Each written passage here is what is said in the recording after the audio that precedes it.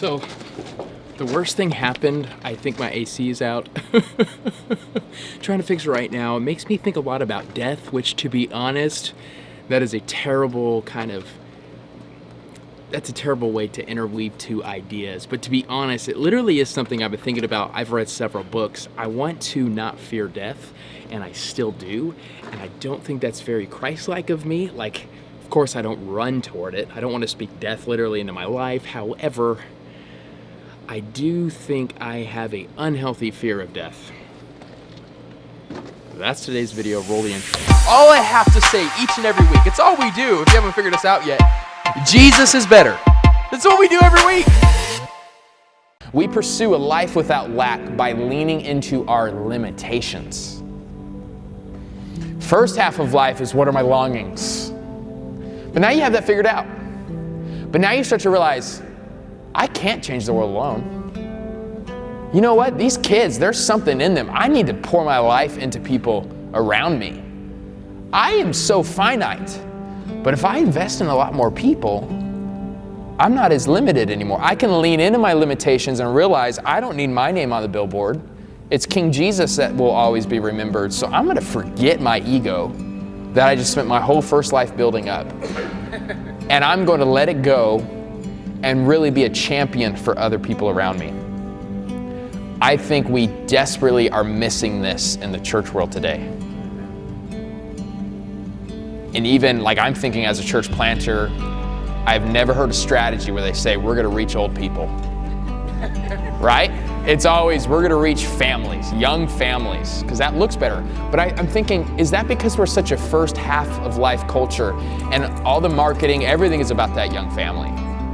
But there's still so much value in the 90-year-old.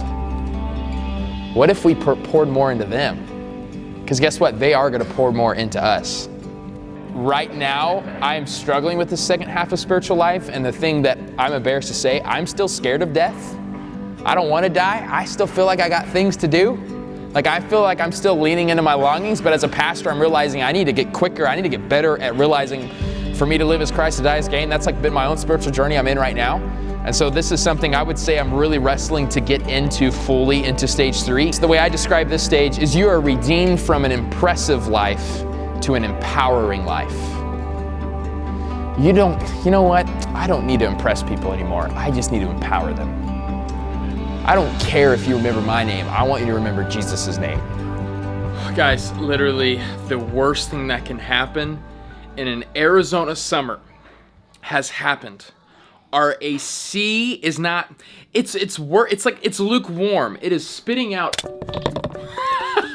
Notice how I said lukewarm, and then naturally, the next words coming out of my mouth is spitting out. Jesus reference revelation. Okay, back to the video.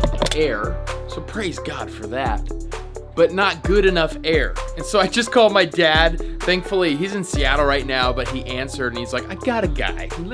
Don't worry, I got a guy named Edmund. So I call this guy named Edmund, and he's like, I was just at your dad's house. I'm like, what? That's so weird. Like of all things. Anyways, he's like, I'll come over to you now. And so I called my dad and said, hey, by the way, all this stuff, it's great. And my dad's like, and make sure, I don't know if I should share this, but don't worry about it. I've taken care of him. He doesn't have to pay nothing. Like, it was like a very mafia-like thing. I'm like, what do you mean? Did you just pay him for it? No, I took care of him early. I don't know, but hopefully he comes and fixes this, because, babe, this is a worse nightmare if you live in Arizona. I know, it's 111 out. Well, out. Inside. No, yeah, but still. So we have it at 76, and it's only 82. Well, it was 82, went down to 81, now it climbed back up to 82. I just don't even know what to do. Meanwhile, Jordan's leaving me. You want to tell him why you're leaving me? I am spending time with the women of our church. You know, I almost don't want you to tell them what you're doing. This is a point of contention. I'm not doing anything bad. Come on. I am hanging out with your sister. Okay. Who is Being our a negative worship influence. leader. Yeah, this is not. And Shelby, who is the other pastor's wife. having a pizza at girls' night. They're watching The Bachelor. Bachelorette.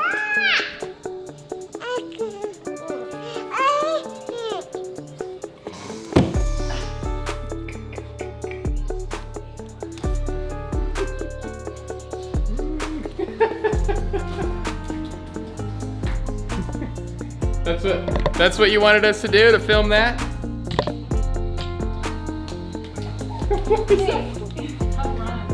You told me she was brushing her teeth and you just left her there? Yeah.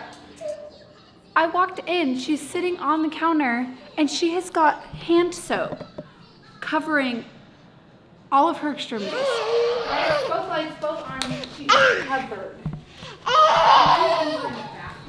Yay! I don't know if it's a generational thing, but I have zero pride in my backyard. Don't look at it, just look at my office. Sorry, Dad. It's been about an hour and it has dropped 2 degrees, but I think the credit is just that it's like getting dark out. So it's getting cold out, which it's now only 107 compared to 113 earlier. It's hard to describe where I feel like I need to be. I just know that when I hear about death, when I look at death, it just still scares me. And it's just funny to hear how that's kind of a cultural thing. I've been reading how there's different cultures where death is just obviously a part of life. And of course there is sorrow and grief, but it's not a shock. It's not something you can kind of just talk about it openly and not be fearful of talking about it. And so I just feel like it's healthy. Obviously I love life. Obviously I love life here as a 7. That's just Enneagram.